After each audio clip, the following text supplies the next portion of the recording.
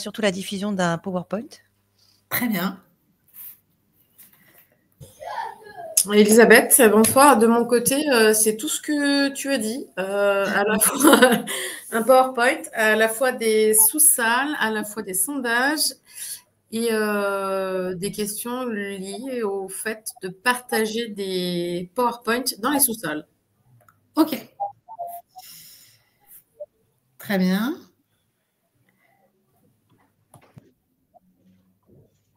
Bonsoir à tous. Bonsoir. Ah. Alors, si vous le voulez bien, on va dire Edwige et après Christelle. Ok, bonsoir. De mon côté, j'anime une table ronde. Donc, c'est voilà, peut-être diffuser aussi quelques supports pour démarrer, pour faire lancer la conversation ou rebondir sur des choses, mais c'est surtout dans l'animation d'une table ronde. Voilà. Super, merci. Christelle? J'ai pas beaucoup de j'éteins ma caméra. Voilà.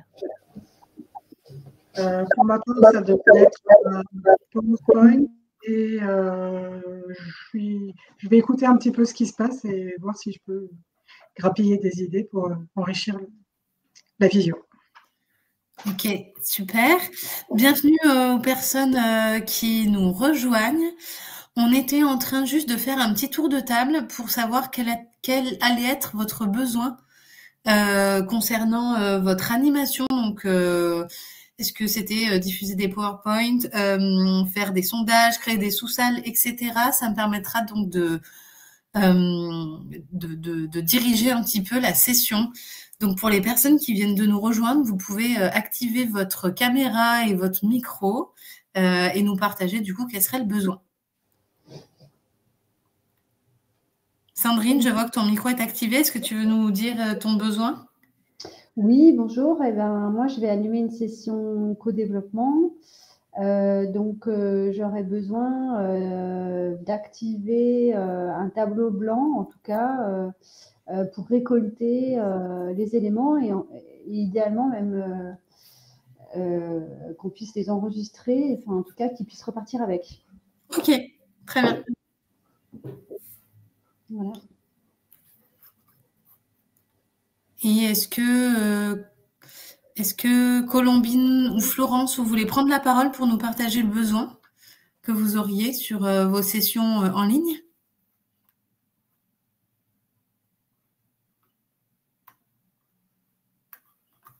Oui, je veux bien. Du coup, moi, je vais animer une formation. Je veux bien, tout comme la personne juste avant, avoir un tableau blanc et aussi pouvoir diffuser des bandes son, des sons finalement en bonne qualité. J'ai pas forcément besoin d'avoir plusieurs salles et après de pouvoir diffuser un PowerPoint, mais ça, j'imagine que c'est la base. Exact. Merci.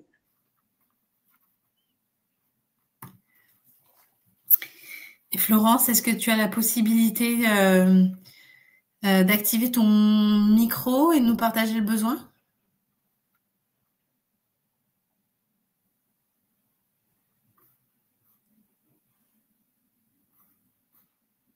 Bon, si c'est pas le cas, on prendra le besoin de Florence en cours de route.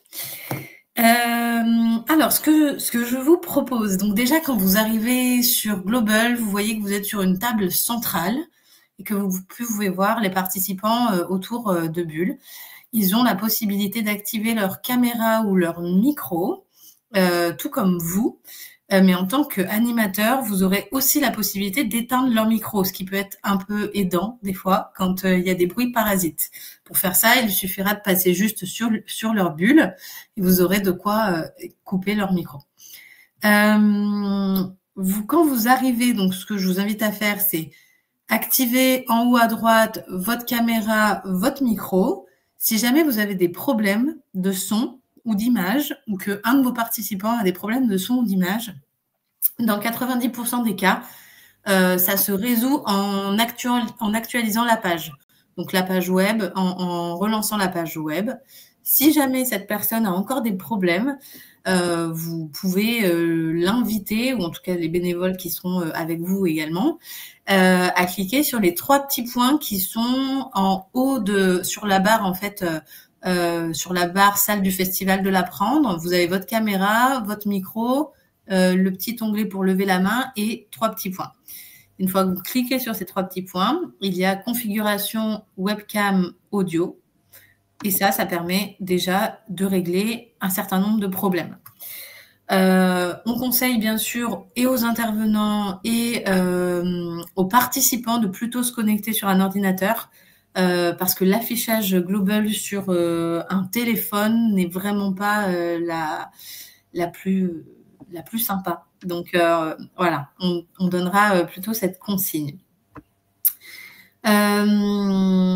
Si vous avez besoin, les paramètres par défaut de Global sont que vous allez avoir à peu près 5 webcams qui vont s'afficher en fonction du mode d'affichage que vous allez mettre. Si vous en souhaitez plus, toujours dans les 3 petits points en haut à droite, vous pouvez, sur la dernière ligne, il y a marqué nombre de webcams affichés. Et ça vous permet de passer de 1 webcam jusqu'à 20 webcams. Donc ça, c'est juste pour vous en termes de confort et c'est juste un point un peu technique. Ce que vous pouvez voir aussi sur l'espace global, vous avez sur, on va dire, la ligne droite de votre écran, un plus et un moins. Je vous invite à dézoomer et vous allez vous rendre compte que nous sommes dans un espace sur une table centrale, mais qu'en fait, il y a autour de nous 8 autres tables. Et donc, on est sur un espace où il y a 9 tables indépendantes, 9 espaces. Ces espaces, ils peuvent vraiment être totalement indépendants, c'est-à-dire que vous allez pouvoir créer des sous-groupes qui vont être totalement autonomes en son, en contenu sur la table, etc. Mais ça peut être aussi une version plénière, c'est-à-dire pour la personne qui, par exemple, organise une table ronde, les participants peuvent s'installer sur n'importe quelle table et en mode plénière, ils vont entendre la même chose et voir la même chose. On regardera juste après comment faire. Je vais vous inviter dans un premier temps. Déjà, je vais passer moi-même en mode plénière pour que vous puissiez voir ce que ça donne. Vous allez pouvoir dézoomer finalement, rejoindre une des tables, celle que vous souhaitez. Comme ça va vous permettre de voir que vous m'entendez toujours, que vous êtes sur des tables totalement différentes, vous vous êtes donc répartis. Et vous pouvez, si vous le souhaitez, revenir en table centrale. Et comme ça, vous avez vu en fait comment est l'espace global et comment on se dirige voilà, dans cet espace. Super.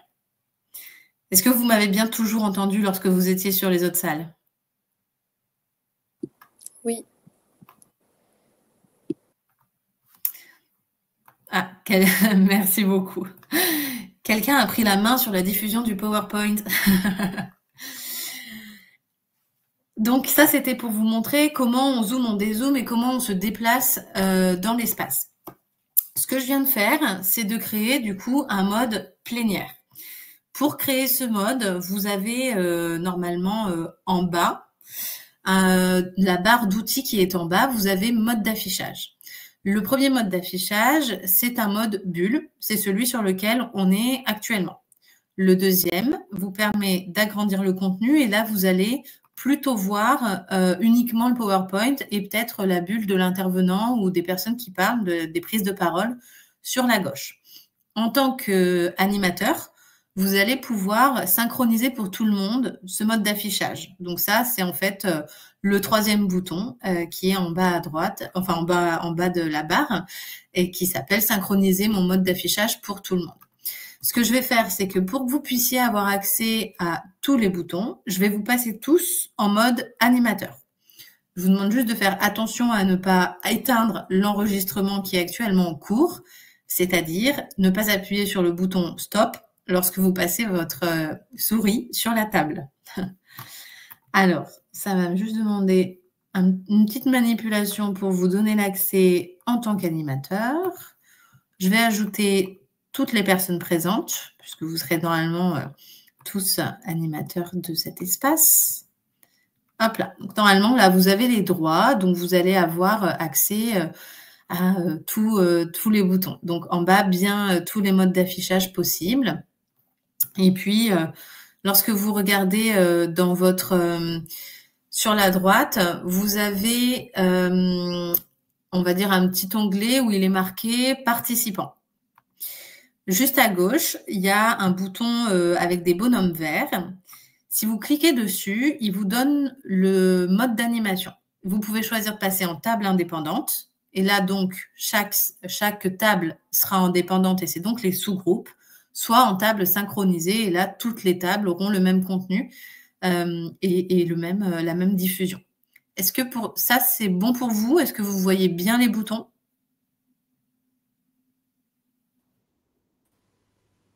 Oui, très bien. J'avais une question, du coup. Ouais. Quand on est revenu en mode plénière, je n'avais plus ni micro ni caméra pour pouvoir m'exprimer avant que tu nous redonnes tous les droits, là. C'est un mode d'animation particulier? Alors, en fait, tu as sur le même bouton en bas, là où tu gères tes tables synchronisées ou le mode plénière, tu as également, juste en dessous, droit des participants. Nous, par défaut, il revient en mode lever la main ou parole uniquement, en fait, ça dépend. Mais il n'y a pas l'interaction avec le contenu ou l'accès à la bibliothèque de la table. Donc, après ça, normalement, quand tu changes, ça ne gère pas ta caméra ou ton micro. Donc, peut-être que c'est que j'ai fait la manipulation au moment pile où tu le faisais. C'est possible. Mais sinon, ça devrait laisser ta caméra et ton micro même quand tu te déplaces. Ok. Donc, quand vous voulez gérer les droits des participants, donc par exemple, si vous êtes sur un mode table ronde, et ça peut être un peu dérangeant d'avoir des bruits parasites, les gens éteignent pas forcément leur micro. Donc là, pareil, sur la barre du bas, vous avez donc juste à côté de participants, là, c'est ce petit onglet vert, ce petit bouton vert de table synchronisée ou table indépendante. Juste en dessous, vous avez les droits des participants. Par défaut, c'est plutôt lever la main. Ça permet que vous donniez la parole, du coup, aux personnes qui se manifestent. Mais vous pouvez aussi sélectionner que les gens aient uniquement la parole. Donc, ils peuvent prendre la parole quand ils le souhaitent. Ils n'ont pas à lever la main. Ils peuvent sinon aussi interagir avec le contenu et prendre la parole. Ça va être utile pour les personnes qui souhaitaient des tableaux blancs notamment ou qui souhaitent faire des notes participatives, etc. Donc voilà, il faut bien faire attention à ce que le droit des participants soit le bon en fonction de ce que vous voulez faire. Est-ce que ça, c'est OK? Oui, moi j'avais une question j'ai bien compris les tables indépendantes et les tables synchronisées. Par contre, comment la répartition des participants aux tables, elle se fait Alors, elle se fait de la façon dont tu le décides. C'est-à-dire que les tables qui sont autour, toi, tu peux les renommer. D'accord. Donc, pour l'instant, je crois qu'elles s'appellent violettes. Enfin, elles ont les noms des couleurs, quoi. Mais tu peux les renommer. Tu peux aussi choisir, demander aux participants de se mettre de façon aléatoire sur les tables. Tu peux dire à un groupe de 4 que tu as désigné d'aller plutôt sur la table du haut, d'autres sur la table du bas, etc. En fait, c'est en fonction de toi, comment tu décides d'animer tes groupes. Ok, très clair, merci. Vous avez vu qu'on pouvait dézoomer et du coup se balader dans l'espace. On peut également se balader autour de la table. Si vous prenez votre petite bulle à vous-même, que vous la maintenez en clic, vous pouvez vous déplacer. Ça vous permet aussi de vous déplacer sur d'autres tables. Vous voyez également que lorsque vous passez votre souris sur votre bulle, vous avez des emojis qui vous permettent de réagir. Voilà, et ça, n'hésitez pas à le dire aux participants parce que généralement, les gens n'ont pas forcément envie de prendre la parole ou on leur demande « est-ce que vous m'entendez bien ?» etc. Et ils peuvent aussi juste réagir, c'est beaucoup plus simple. Là, on voit que vous voyez que moi, je suis projetée au milieu de la table. C'est parce que c'est aussi beaucoup plus sympa pour vous parce que là, je suis la seule à parler. Mais en l'occurrence, si vous souhaitez être un peu en mode comme ça, un peu plus zoom, c'est-à-dire où on voit les vignettes de chacun. Là, par exemple, je pourrais vous inviter à cliquer sur votre bulle et vous avez un petit encart qui m'est projeté sur la table. Voilà, par exemple, merci. Les filles, c'est parfait, vous êtes un parfait exemple. N'hésitez pas à tester pour les autres pour voir un petit peu les fonctionnalités.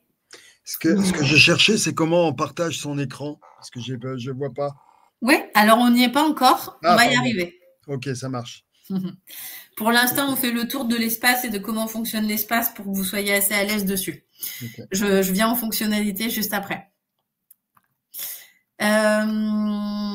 Voilà de ce que je peux vous montrer. Je vais vérifier aussi que tout le monde ait bien les droits d'animateur pour que vous puissiez tous aussi être à l'aise là-dessus. Normalement, tout le monde, c'est parfait. Donc, voilà comment se déplacer dans l'espace et comment fonctionne le mode sous-groupe, pour le coup, dont vous allez avoir besoin. Vous aurez donc compris que s'il y avait quelqu'un qui cherchait à partager des PowerPoint dans les sous-salles, donc quand on est en mode sous-salle, le contenu des tables sera indépendant et vous pouvez préparer le contenu des tables avant que les gens se connectent. C'est-à-dire que la salle, elle est toujours disponible et que vous avez généralement entre 2 interventions, 30 minutes de battement où il n'y a personne dans la salle. Et donc, vous pouvez aller déposer vos PowerPoint, etc., si besoin, sur chaque espace ou préparer votre espace. Pour vous montrer les fonctionnalités, donc déjà, je vais arrêter de me projeter. Vous avez donc une table. Lorsque vous passez la souris sur cette table, vous avez une petite barre d'infos au-dessus de la table, un plus bleu, un menu déroulant et le fameux stop sur lequel il ne faut pas appuyer puisque nous sommes en cours d'enregistrement pour les personnes qui ne peuvent pas se joindre à nous ce soir. Lorsque vous voulez projeter un contenu sur la table, donc c'est-à-dire si je clique sur le plus bleu, vous pouvez le faire également si vous voulez voir ce qui est possible de faire. Vous avez en premier lieu une note collaborative et là, vous pouvez créer un nouveau template et donc lancer une nouvelle note. Là, par exemple, je vais créer un nouveau template que je vais appeler test. Je vais l'enregistrer et je vais le projeter.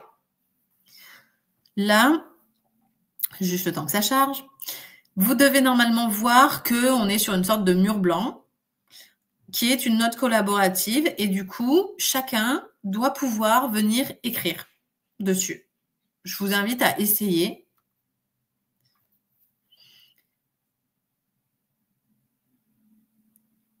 Alors du coup, oui, forcément, quand on est à plusieurs, il faut un par ligne pour que ce soit un bon test. Mais voici comment lancer une note collaborative. Donc, c'est toujours le petit plus bleu et vous choisissez le mode que vous souhaitez. Vous voyez aussi que lorsque vous repassez votre souris sur la table, juste en bas, vous avez exporté la note. Et donc ça permet à vos participants de garder la note que vous aurez créée ensemble. Comment on affiche ce tableau blanc? Alors, lorsque tu passes sur ta souris sur la table, tu as dans l'angle gauche en haut un plus bleu. Et si tu cliques dessus, la première proposition, c'est une note collaborative. Et donc, cette note collaborative, tu fais créer un nouveau template, créer une nouvelle note, en fait, à laquelle tu vas donner un nom. Alors, là, je pense que quelqu'un est allé dans le menu déroulant. C'est pas très grave, on est plusieurs animateurs, c'est pas très simple. Qui est la personne qui avait demandé comment on crée cette note collaborative? Et est-ce que c'est super? Est-ce que c'est clair?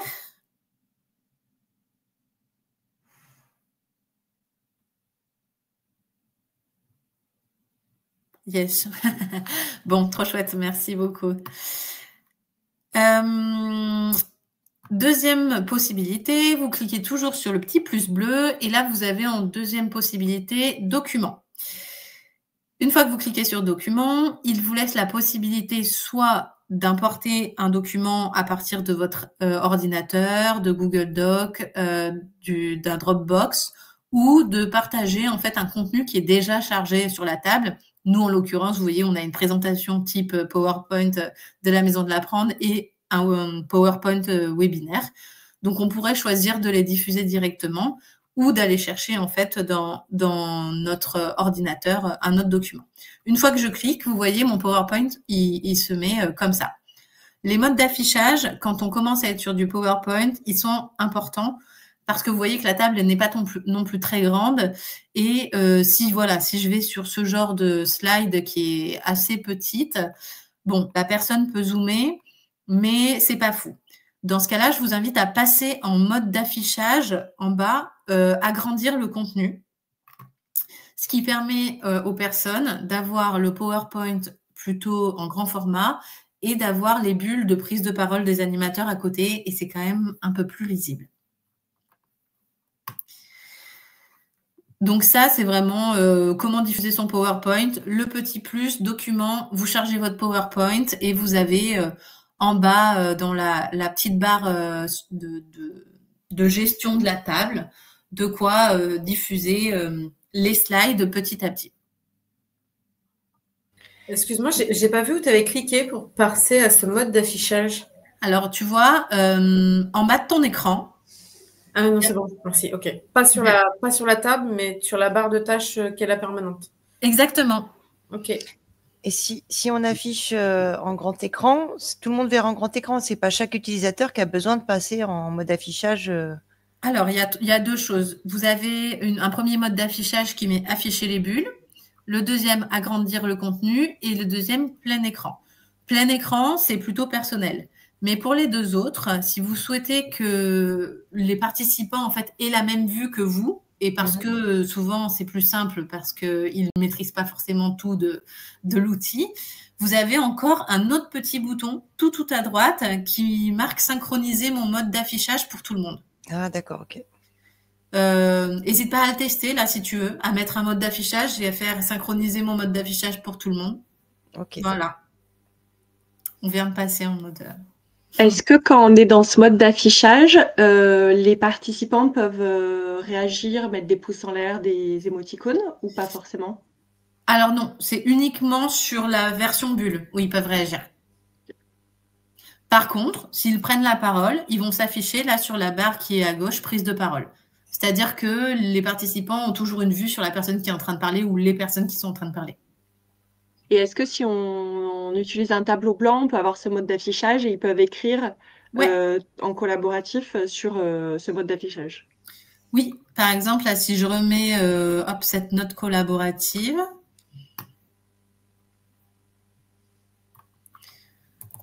moi, je peux écrire. Ok. Vous aussi. Donc, c'est parfait.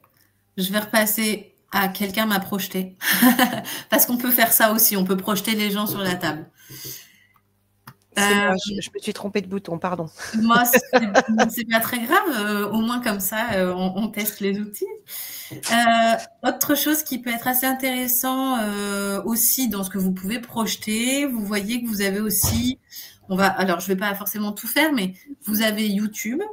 YouTube, ça vous permet d'entrer directement l'URL de la vidéo que vous souhaitez diffuser et comme ça, elle sera aussi disponible.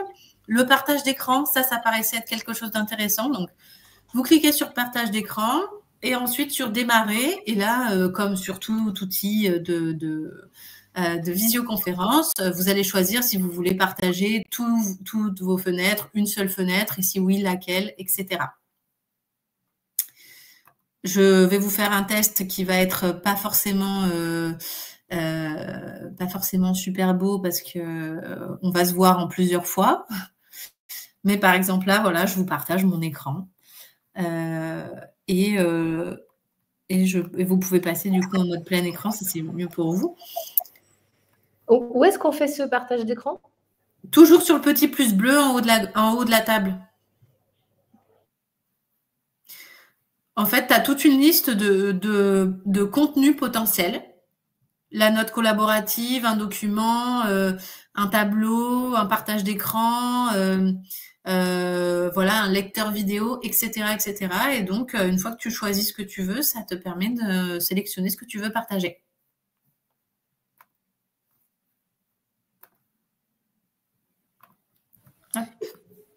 Et tout à l'heure, il y avait la question du son. Du coup, c'est là aussi qu'on va pouvoir charger des sons. Oui, alors personnellement, j'ai jamais chargé que des sons, c'est-à-dire j'ai chargé des vidéos. Donc je ne sais pas, ça dépend sur quel moyen de diffusion. En fait, il y a deux solutions.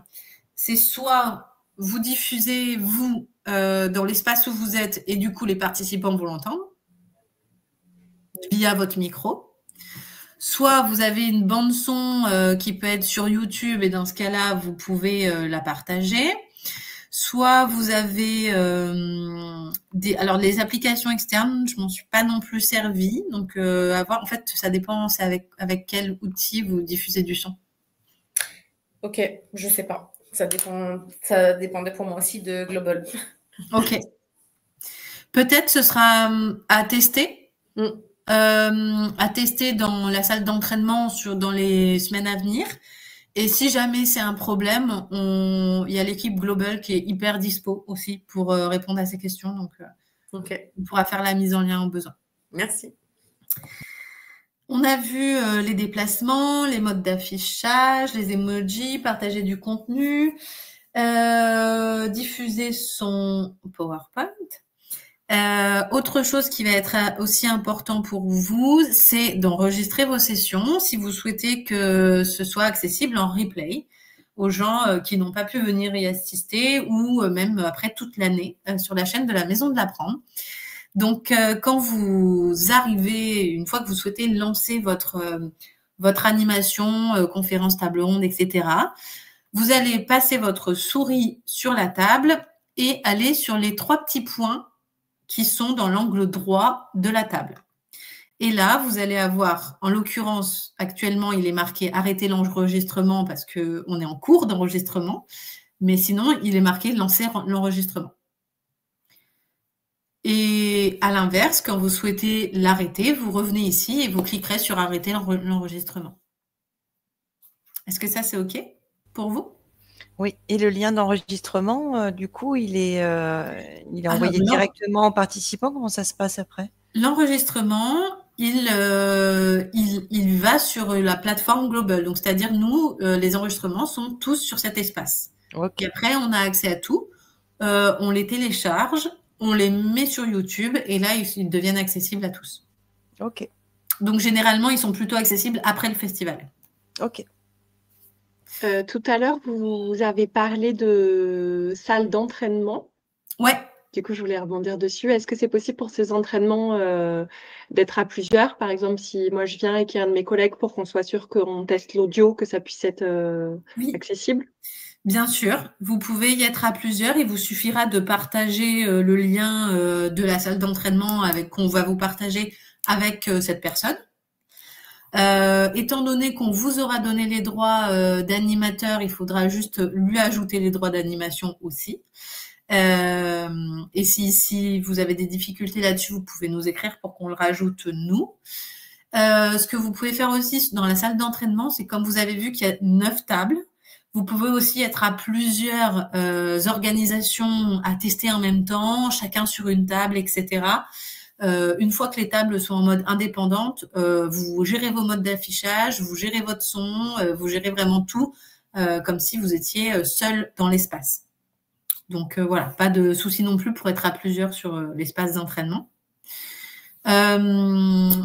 Vous pouvez également créer des sondages et des annonces, c'est-à-dire si jamais vous êtes en mode sous-groupe et que vous souhaitez par exemple que tous vos participants reviennent en table centrale, il vous faut aller sur la petite mallette bleue qui est en bas à droite de votre écran. Sur cette petite mallette, une fois que vous regardez les outils d'animation, vous allez avoir un outil central, là, un petit haut-parleur qui s'appelle « Annonce ». Et là, vous pouvez entrer votre message. Retournez en table centrale. Voilà, que j'envoie. Et donc, tous mes participants reçoivent cette annonce. Bon, là, en l'occurrence, ils doivent revenir en table centrale, mais ça peut être aussi tout à fait autre chose, du style, il vous reste 5 minutes, etc. Après, je vous laisse C'est super. Je vous laisse maître de ça. Mais en tout cas, c'est un outil qui peut être intéressant dans l'animation. Et juste à côté, sur la droite, vous avez un autre outil qui s'appelle sondage.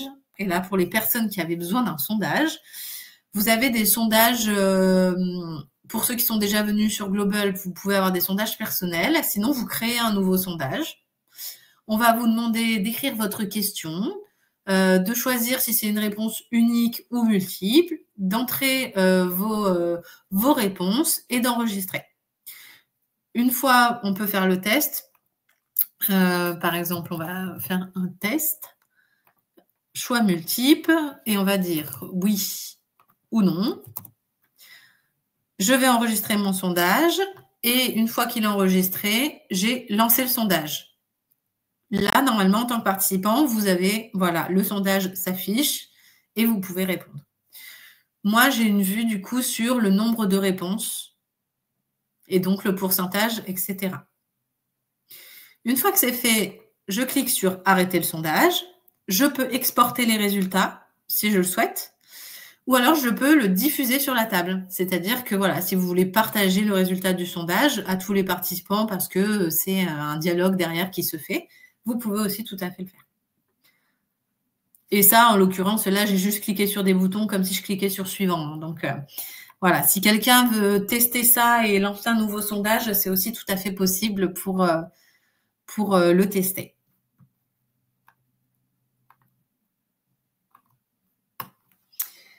Mais je ne sais pas si vous étiez vraiment nombreux avec le sondage.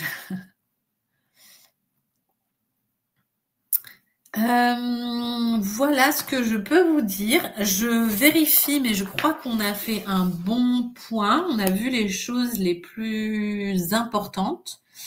L'autre chose importante, c'est que bien sûr, vous allez avoir du public. Donc, si vous cliquez en bas sur participants, vous avez, pardon, vous avez accès à la liste des personnes qui sont en ligne. Donc, vous avez les animateurs, puis les personnes qui sont présentes sur la table. Et puis, vous avez juste encore à droite le chat. Et là, vous pouvez parler avec des gens qui sont sur la table. Donc, ce sera un chat public ou un chat privé si vous souhaitez envoyer un message directement à une seule personne.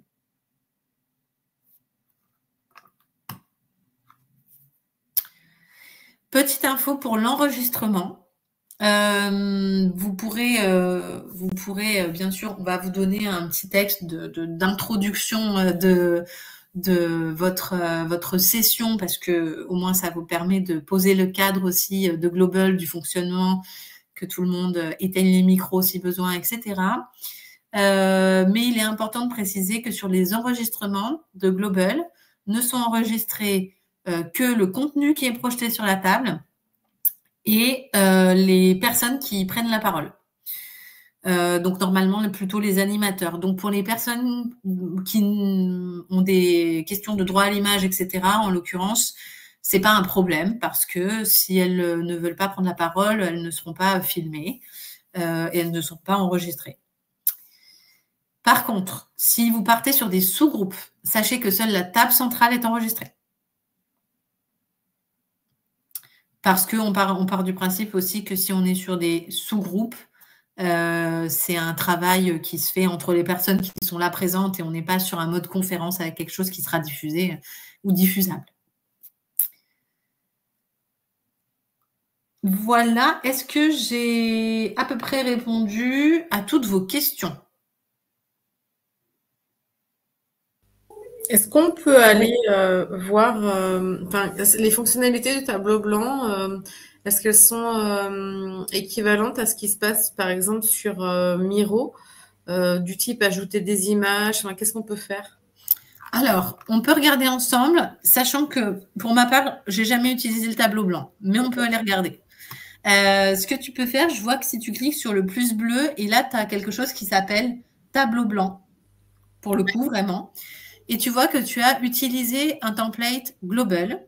Et là, quand je regarde, tu peux choisir si tu veux un tableau blanc vide, un tableau avec des post-it, un tableau, un business model Canva, enfin voilà, plein de choses comme ça. Enfin, je crois qu'ils ont déjà pas mal de modèles, mais tu peux aussi, je crois, importer un tableau existant. Je pense que si tu as déjà, par exemple, là, ils sont avec Draft, donc si tu as déjà ça, tu peux, par exemple. Là, en l'occurrence, partons sur un mode vide. Là, normalement, il va nous charger un tableau blanc vide. Alors, si je le passe en mode grand écran pour tout le monde, je pense que là, si tu vois dans la barre à gauche, le petit plus tout en bas, je vois que tu peux télécharger des images, PowerPoint, etc., des liens web, YouTube, etc. Donc, je pense qu'on est sur quelque chose de faisable. Par exemple, voilà, je viens de télécharger une image. Très bien, super, merci. Mais de rien. Donc après, cet outil il sera peut-être à creuser. Enfin, tu vois, je t'invite peut-être à aller voir les fonctionnalités dessus pour que ce soit aussi plus fluide pour toi le jour J. Mais voilà pour un tableau blanc.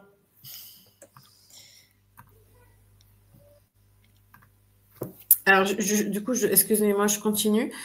Du coup, ce tableau blanc-là, on peut en avoir un par table différent.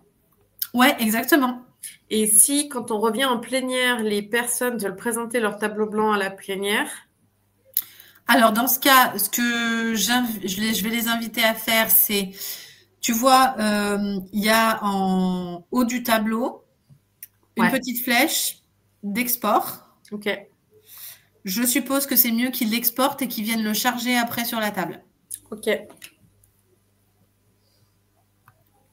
Et pour l'afficher sur une table indépendante, enfin une table de périphérie, là, c'est celui qui a la main, c'est l'admin qui affiche ces tableaux blancs dans chaque sous-groupe?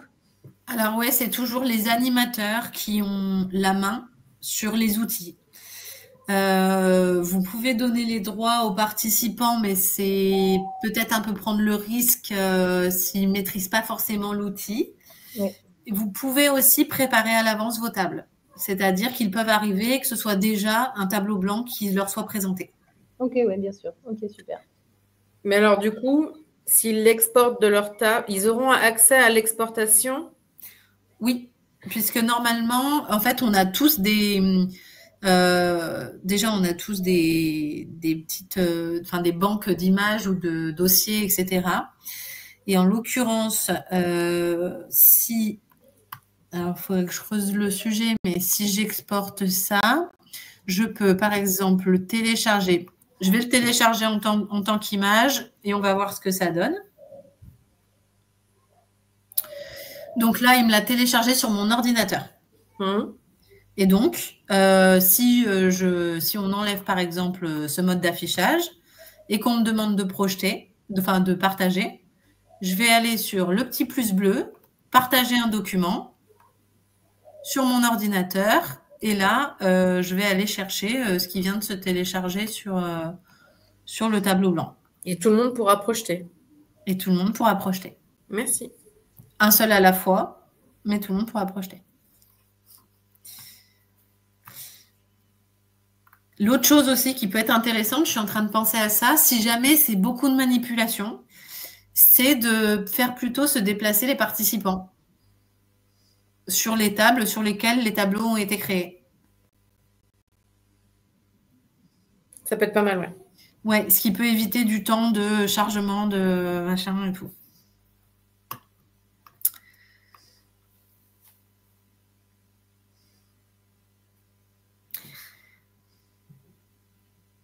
J'avais une petite question. Ouais. Est-ce que s'il y a des personnes qui arrivent après que c'est commencé, c'est un souci? Est-ce que la salle est close? Est-ce que voilà. Alors, la salle ne sera pas close. En fait, jusqu'à présent, on fonctionne avec un système de salle unique. C'est-à-dire que le lien est le même pour tous. Demain, j'ai un point avec Global pour qu'on puisse voir est-ce qu'on crée une salle par organisation. Donc, c'est-à-dire qu'il y aurait un lien unique pour, par exemple, tous les événements d'Elisabeth, par exemple. Donc déjà, ça limiterait le fait que d'autres personnes ou des personnes puissent arriver en retard parce que on communiquerait ce lien que aux personnes qui sont inscrites en l'occurrence. Vous avez la totale gestion et liberté des personnes qui sont présentes. C'est-à-dire que si vous n'avez pas de bénévoles ou de membres de la Maison de l'Apprendre sur votre événement, sentez-vous libre aussi de dire à quelqu'un qui arriverait en retard et que ce serait compliqué pour vous de l'accueillir parce que vous travaillez en sous-groupe ou je ne sais quoi, ben en fait de lui exprimer que c'est plus possible. Pareil pour tous les comportements que vous trouvez inappropriés. On vous en voudra jamais d'avoir mis une limite et d'avoir juste dit à cette personne que c'était pas possible. Donc voilà, sentez-vous tout à fait libre là-dessus. Si jamais vous sentez aussi qu'à un moment, vous avez besoin qu'on intervienne, vous avez le canal WhatsApp des intervenants et vous n'hésitez pas à nous envoyer un petit message pour nous demander une connexion, voilà, que l'un d'entre nous se connecte pour intervenir si besoin. Mais après, effectivement, il n'y a pas de salle d'attente sur Global. Donc, c'est-à-dire que les gens qui se connectent arrivent directement sur la table centrale. Si vous souhaitez créer une sorte de salle d'attente, il faut dans ce cas que vous préparez plutôt votre atelier sur une table à côté et qu'en fait, cette table centrale devienne l'espace de salle d'attente. Mais ça demande à pousser un petit peu l'organisation un peu plus loin, mais c'est possible. Si on crée juste une note collaborative, elle aussi être enregistrée comme un document fourni post-atelier, c'est-à-dire exporté, je suppose, Sandrine, c'est ça? Oui. Normalement, oui. Tout ce qui est créé peut être exporté. Donc, si je reviens, en l'occurrence tout à l'heure, draft existant, où est-ce qu'il a pu mettre ça? Ça, pareil. Alors, pour le coup, je vous avoue, je n'utilise pas vraiment le tableau blanc, mais ça demande à être regardé. Là, j'en remets un. Je pense qu'on peut tout à fait l'exporter. Barre de progression. Si quelqu'un trouve où faire ça, on prend... Ouais, pour moi, c'est la petite flèche en haut à gauche. On peut télécharger en tant qu'image, avec un fond noir, etc., un fond transparent. Ouais, je pense que c'est ça, en effet. Et du coup, moi, quand je l'ai téléchargé, ça allait directement dans mes téléchargements sur mon ordinateur. Donc, la personne pourra le retrouver.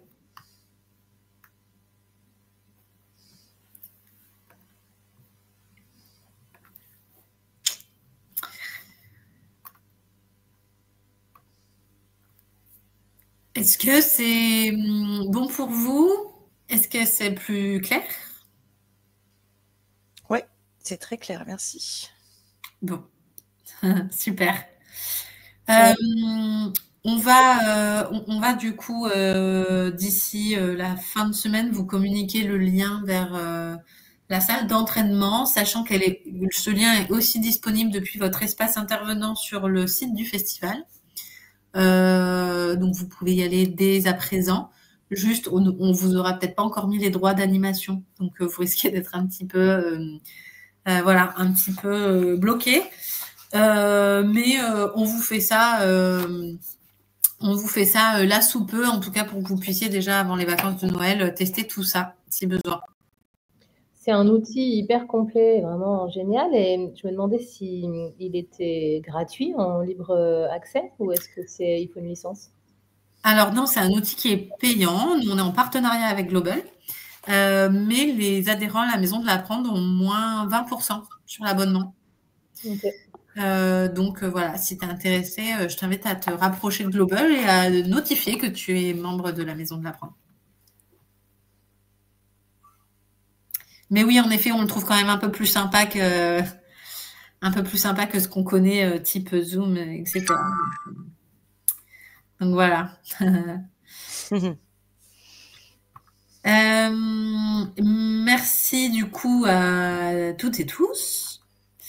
On va Donc, cette session, elle est enregistrée. On va vous la repartager aussi parce qu'on a peut-être été un peu rapide. Sachez que Global a plutôt bien fait les choses. C'est-à-dire que si vous allez sur le site ou sur le YouTube, déjà, donc le YouTube, c'est déjà plus visuel. Vous avez en fait une vidéo tuto pour à peu près chaque chose et chaque action que vous souhaitez faire. Donc voilà, s'il y a quelque chose d'un peu plus spécifique que vous souhaitez creuser, n'hésitez pas à aller voir sur leur YouTube. Eh bien, parfait. Merci bien. Je vous souhaite du coup une bonne soirée. Je vous souhaite une bonne prise en main de l'outil d'ici là. Et puis, de toute façon, on est disponible et on reste en contact. Enfin voilà, dans les jours à venir. Super, merci beaucoup. Merci à vous. Bonne Merci, soirée. bonne soirée. Bonne soirée.